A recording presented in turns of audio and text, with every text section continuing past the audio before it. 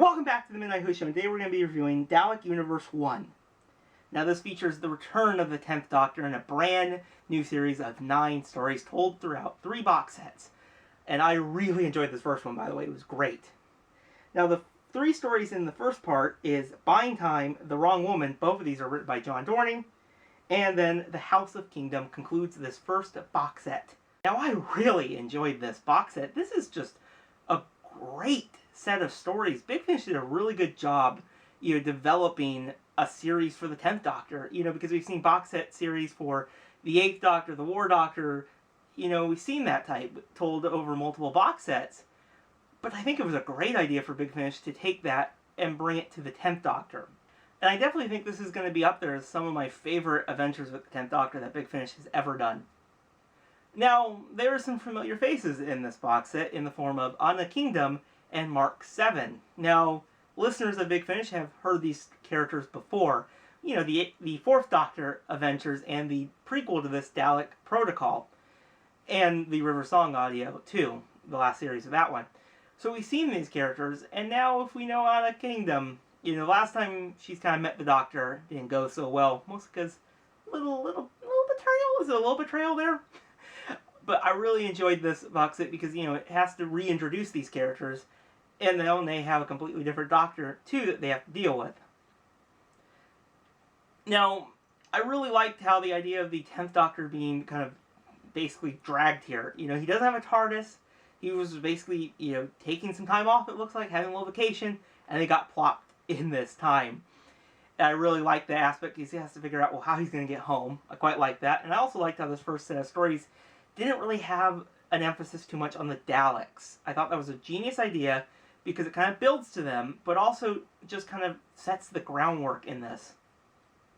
Now, Buying Time, I thought was a really decent story. I really liked the idea of this, businessman dealing with kind of time travel and kind of selling it, and doing a whole business out of that. And Mark Gatiss does a great job in that performance. And this does lead into The Wrong Woman. And I think when I listen to these 2 stories, the biggest problem I kind of have, it seems to me that Mark Gatiss' character just kind of took a backseat a lot of the time. Like, it was still a good element of it, but I think there should have been more. Now, Buying Time has a really good cliffhanger. Much similar to what we've seen in, the Series 4 finale, and, the Doctor regenerates. And I quite liked how, in the second story, though, it's played like it was real. He's regenerated into this new woman. We don't really know much. You can kind of see she's acting like the Doctor, but something still seems a little bit off. Well, that's because it is off. Now, this woman is a Time Lord. Just a different type of Time Lord. It's not the Master, it's the Meddling Monk.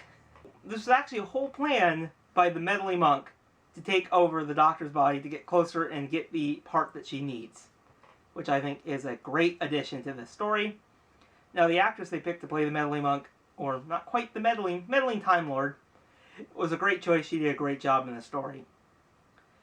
And I thought it was a great idea to kind of play around with this regeneration idea. It was very clever.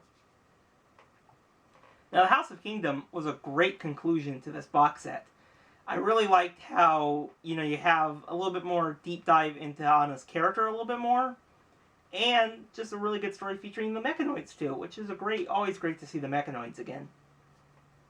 And this does have a pretty good cliffhanger that gets you excited for July's Dalek Universe 2. But yeah, I really enjoyed Dalek Universe 1. It was just a fantastic box set. It had some really strong character moments in it. And we kind of see that the 10th Doctor is in a time that he probably shouldn't be in. And, it's like he's now trapped there, basically. He doesn't quite know how he's going to get back there. And I'm really excited to see where this heads to in the near future. Because so far, this was a great start to it. And I'm really glad that Big Finish decided to give a 3-part box set to the 10th Doctor. Because it was really a good set of stories. So tell me your guys' thoughts on Dalek Universe 1 in the comments below. And I'll see you guys in the next video. Bye, everyone.